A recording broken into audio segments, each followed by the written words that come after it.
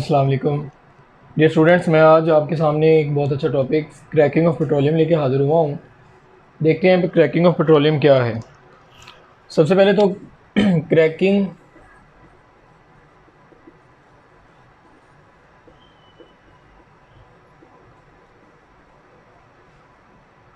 Cracking of petroleum से क्या मुराद है। सबसे पहले तो हम इसको देखेंगे, क्रैकिंग क्या होती है। क्रैकिंग की ज़रूरत क्यों पेश आई, क्रैकिंग किस लिए की जाती है, क्रैकिंग का लफ्ज़ी मतलब क्या है। तो क्रैकिंग को डिस्कस करने से पहले हमें एक चीज़ के बारे में पता होना चाहिए। आपने इससे पहले एक वर्ड पढ़ा होगा, क्रूड ऑयल। क्रूड ऑयल एक ऐसा ऑयल होता है, जब इसको ज़मीन से निकाला जाता है तो उसकी रिफाइनिंग से हमें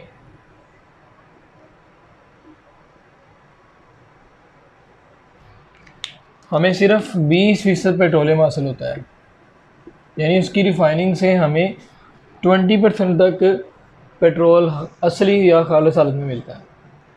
जबकि अगर देखा जाए तो पेट्रोलियम की जो डिमांड है वो बड़ी सरप्लस सी है।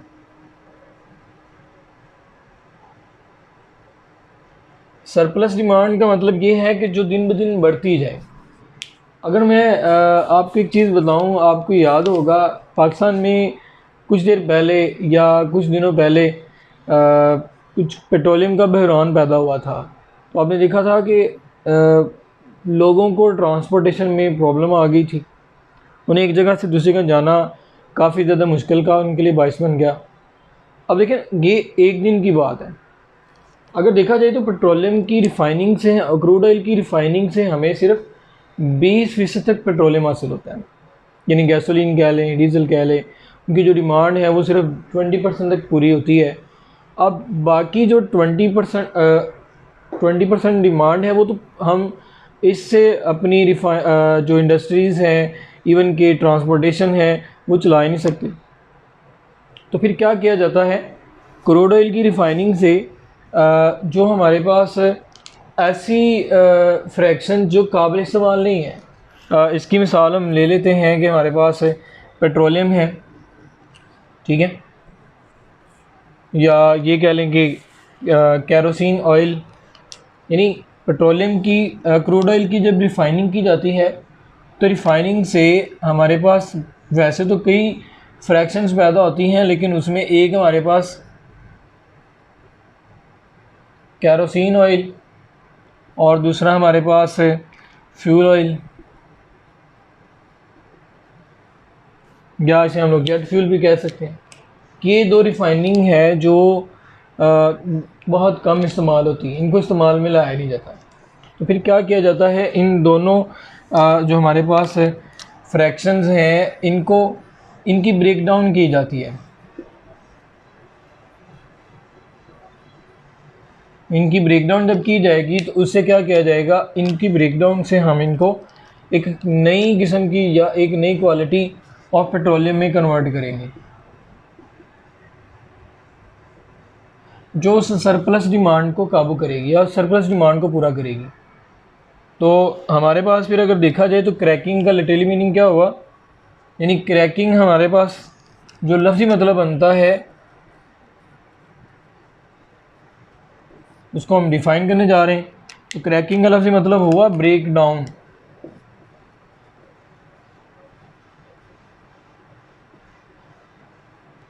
ठीक है, तो इसकी हमारे पास फिर प्रॉपर डेफिनेशन क्या होगी, the breaking down of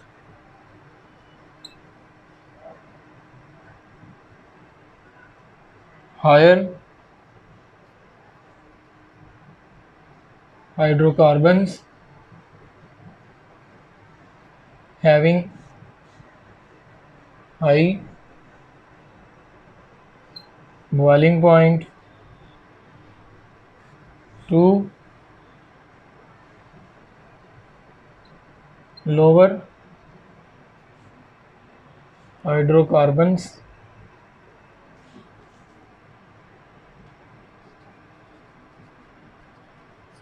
having low boiling.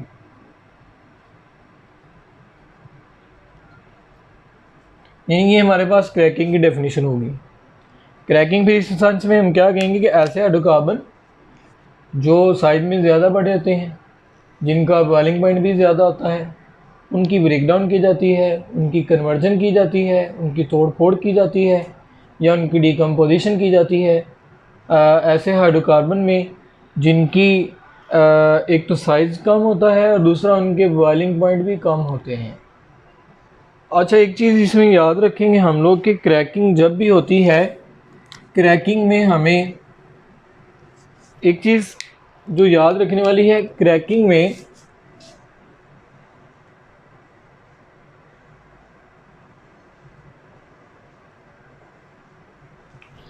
Cracking हमें यूज़फुल प्रोडक्ट्स भी देती है। मिसाल लिखेंगे, हमें यहाँ पे जब कन्वर्जन की जाएगी तो कन्वर्जन के साथ एक तो हमें अल्कीन्स मिलेंगे, अल्केन्स मिलेंगे लेकिन इसके साथ साथ हमें अल्कीन्स भी मिल जाएंगे। यानी इसका मतलब ये हुआ कि जो क्रैकिंग है वो सिर्फ ना कि अल्केन देते हैं बल्कि उससे हमें अल्कीन मेंबर भी हासिल होते हैं। और याद रखेंगे जो क्रैकिंग की जाती है उसके लिए जो कंडीशंस हैं वो हमारे पास नंबर 1 आप अगर देखें तो हम इसको कहेंगे कि इसमें हमें टेम्परेचर की भी ज़रूरत होगी। नंबर 2 हमें उसके लिए कैटलिस्ट की भी ज़रूरत होगी। तो फिर जो प्रॉपर हमारे पास डेफिनेशन होगी वो क्या होगी, हम लोग ख़ास टेम्परेचर पे यूज़फुल कैटलिस्ट की मदद से हायर हाइड्रोकार्बन को लोअर हाइड्रोकार्बन जिनका बॉइलिंग पॉइंट ज़्यादा था उनको हम लोग ऐसे हाइड्रोकार्बन जिनका बॉइलिंग पॉइंट कम है में तोड़ देंगे, उसे हम लोग क्रैकिंग ऑफ पेट्रोलियम का नाम देंगे। तो ये हमारे पास एक इक्वेशन दी गई है C16H34 एट हाई टेम्परेचर क्या है, आप समटाइम इन एन एवरेज हम यहाँ पे वैसे ही लिख लेते हैं टेम्परेचर और कैटालिस्ट की मदद से इसकी जब हम कन्वर्जन करेंगे तो it will converted into C7H16 plus इसके साथ हमें अल्कीन मेंबर मिलेंगे और plus CH3 CH double bond CH2। यानी अगर देखा जाए तो हमें इसके साथ क्या मिला है, एक तो हमें अल्केन मिल गए हैं ये, इसी तरह से ये हमारे पास इथीन है और ये हमारे पास प्रोपीन है। तो अगर आप गौर करें तो ये दोनों क्या हुए, फिर एक अल्कीन, यानी दोनों ही अल्कीन मेंबर हैं। ठीक है, तो जैसे कि मैंने कहा था कि हमें इसके साथ जब इनकी ब्रेकडाउन की जाएगी तो इसमें हमें एक तो अल्केन मिलेंगे और साथ में अल्कीन मेंबर्स भी मिलेंगे। तो ये होगी क्रैकिंग। अब क्रैकिंग की कुछ टाइप्स हमारे पास दी गई हैं। तो टाइप्स के हवाले से इसकी बुनियादी टाइप्स 3 हैं। नंबर 1 हम इसको देखेंगे थर्मल क्रैकिंग,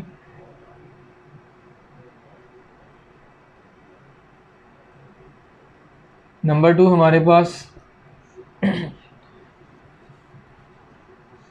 कैटालिटिक क्रैकिंग है,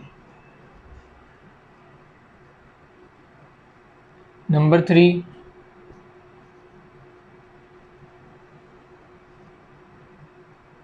स्टीम क्रैकिंग। ये हमारे पास बुनियादी इसकी 3 टाइप्स हैं। थर्मल क्रैकिंग होगी, फिर इसी तरह से कैटालिटिक क्रैकिंग है, फिर इसी तरह से स्टीम क्रैकिंग है। तो सबसे पहले हम लोग बात करेंगे थर्मल क्रैकिंग के हवाले से।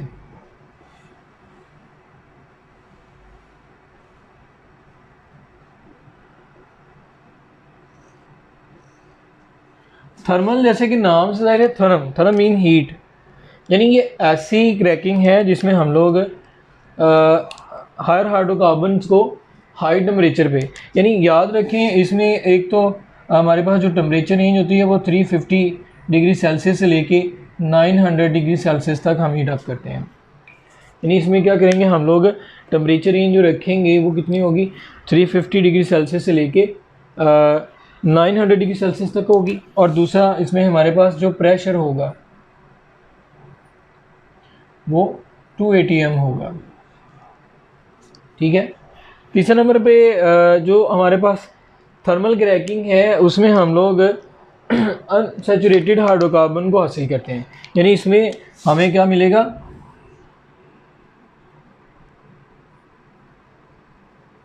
Unsaturated hydrocarbon.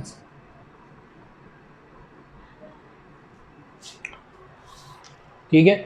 जैसे इसकी मिसाल हम ले सकते हैं कि अनसैचुरेटेड हाइड्रोकार्बन में क्या कौन कौन से हैं, मैं यहाँ पे इसको लिख रहा हूँ। एक तो हमारे पास इथीन है, और इसी तरह से हमारे पास प्रोपीन, यानी लोअर अनसैचुरेटेड हाइड्रोकार्बन इसमें हमें मिलेंगे।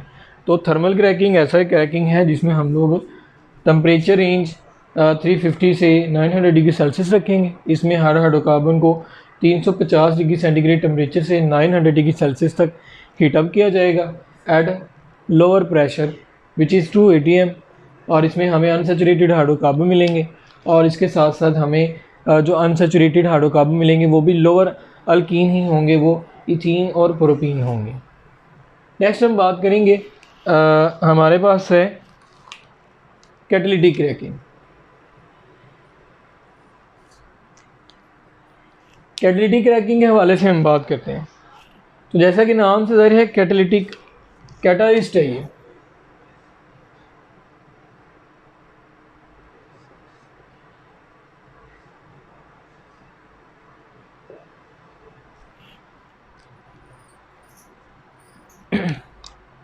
जैसा कि नाम से ज़ाहिर है कैटालिटिक क्रैकिंग का मतलब क्या बनता है, ये कैटलिस्ट की मदद से होगा, यानी इसमें हम लोग हाइड्रोकार्बन की ब्रेकडाउन करेंगे, लेकिन यहाँ पे जो हमारे पास टेम्परेचर रेंज होगी वो अमूमन 450 डिग्री सेल्सियस तक होगी। नंबर वन आप इसमें ये बात याद रखेंगे कि टेम्परेचर रेंज इसमें 450 डिग्री सेल्सियस के करीब होगी। इसी तरह से नेक्स्ट अगर हम देखें तो इसमें हम लोग कैटलिस्ट का इस्तेमाल करेंगे। अब कैटलिस्ट कौन से होंगे, तो कैटलिस्ट बुनियादी तौर पर दो होंगे। एक हमारे पास है एलुमिना, एलुमिना, ठीक है, एक कैटलिस्ट ये है। दूसरा हमारे पास है सिलिका। एलुमिना कौन सा है, Al2O3, और सिलिका हमारे पास SiO2, यानी कि दो कैटलिस्ट का इसके अंदर इस्तेमाल किया जाएगा। ठीक है।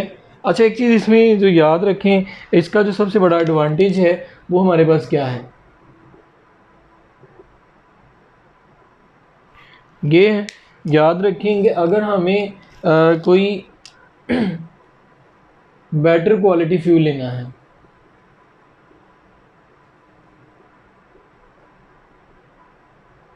तो हम लोग कैटालिटिक क्रैकिंग की मदद से लेंगे। यानी फिर याद रखेंगे कि ये जो कैटालिटिक क्रैकिंग है ये बेटर क्वालिटी फ्यूल हासिल करने के लिए भी इस्तेमाल की जाती है। ठीक है। लास्ट में देखें हमारे पास है जी स्टीम क्रैकिंग।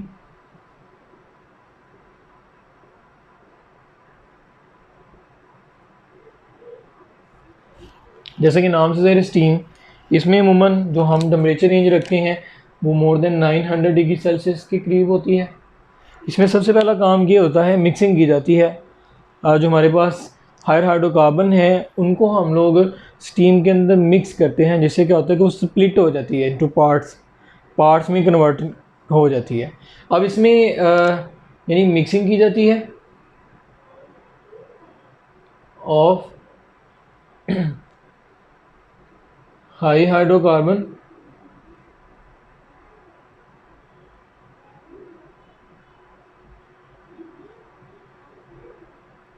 स्टीम के अंदर। ठीक है।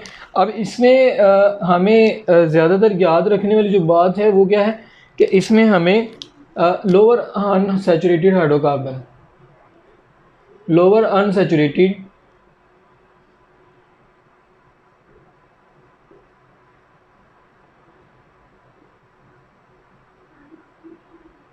लोअर अनसैचुरेटेड हाइड्रोकार्बन हमें इसमें मिलते हैं। जैसे कि आपने इसमें थर्मल क्रैकिंग के अंदर भी बात की थी, थर्मल क्रैकिंग के अंदर भी हमें अनसैचुरेटेड हाइड्रोकार्बन मिलते हैं, लेकिन यहाँ पे हमें ज़्यादातर लोअर अनसैचुरेटेड हाइड्रोकार्बन मिलेंगे।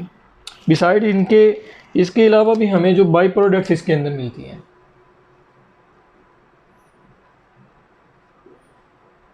तो बाई प्रोडक्ट्स कौन कौन सी मिलेंगी? इसमें हमें लोअर अनसैचुरेटेड हाइड्रोकार्बन तो मिलते ही हैं, लेकिन इसके साथ नंबर 1 हमें अल्कीन के कुछ मेंबर जैसे कि ब्यूटीन और इसी तरह से पेंटीन और इसी तरह से हमें अल्कोहल और फिनोल और टोइलिन वगैरह, ये हमें बाई प्रोडक्ट्स मिलते हैं। इसके अलावा भी इसमें जो हमें बाई प्रोडक्ट्स के अलावा भी और भी प्रोडक्ट्स मिलती हैं, तो वो ज़्यादातर एडवांटेजेस हैं इसके हमारे पास। एडवांटेजेस में अगर देखा जाए तो ये जो हमें बाई प्रोडक्ट्स मिलेंगी वो फिर पेंट्स बनाने में, मेडिसिन में, इसी तरह से वार्निशेस में और बहुत से दूसरे जो कंपाउंड हैं उनको हासिल करने के लिए भी इसका इस्तेमाल किया जाएगा। तो ये हमारे पास एक इम्पॉर्टेंट लॉन्ग क्वेश्चन भी है। इसको आपने बहुत सिंपल सा है, कुछ बेसिक्स पॉइंट्स हैं, इनको अच्छे से देख लें और उम्मीद है कि इसकी आपको अच्छे से समझ आ गई होगी। और फर्दर आपको इसके बारे में कोई भी इंफॉर्मेशन चाहिए हो तो मुझे कमेंट ज़रूर करें और इस वीडियो को लाजमी तौर पर शेयर करें और कमेंट्स करना ना भूलिएगा। बहुत शुक्रिया। अल्लाह हाफिज़।